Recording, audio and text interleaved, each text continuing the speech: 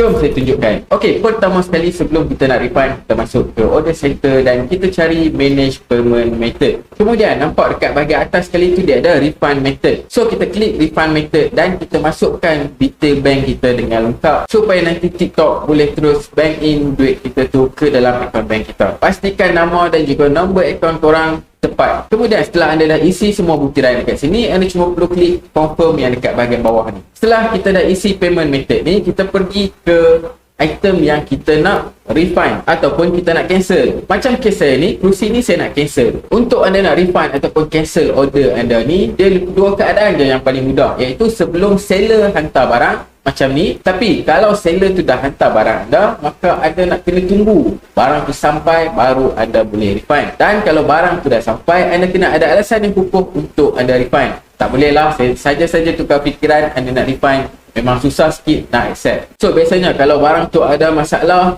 ada faulty, rosak masa shipment dan sebagainya, anda boleh refund. Kita tekan je cancel kat sini. Kemudian dia ada refund method. Tadi kita dah letak dah bank kita. So refund method dia akan merujuk kepada yang tadi itulah. Kemudian anda kena pilih reason anda dekat sini. So kalau sebelum seller hantar, anda pilih je lah apa-apa reason, tak ada masalah. Tapi kalau produk anda tu dah sampai, anda kena tunjuk bukti lah. Anda kena bagi gambar dan sebagainya yang barang tu rosak dan anda perlu return dan refund. So kalau macam ni, saya akan letak product wasn't shipped on time dan saya klik confirm. Dekat bahagian message ni kita boleh tulis lah apa-apa sahaja isu yang berkaitan dengan kita dan kita akan klik submit dekat bahagian bawah ni. Okey, tak sampai 5 minit kita boleh tengok dekat bahagian to ship ni dia dah hilang status. So kita boleh jumpa dia dekat bahagian return. So duit akan masuk terus ke bank kita nanti. Okey, bagaimana pula kalau anda nak return ataupun refund barang yang dah sampai? Biasanya barang yang dah sampai akan ada pada bahagian to review sebab dia dah delivered. So kita klik pada barang yang kita nak return ataupun nak refund tu, kita boleh nampak dekat bawah tu dia ada request refund. So kalau kita klik dekat sini,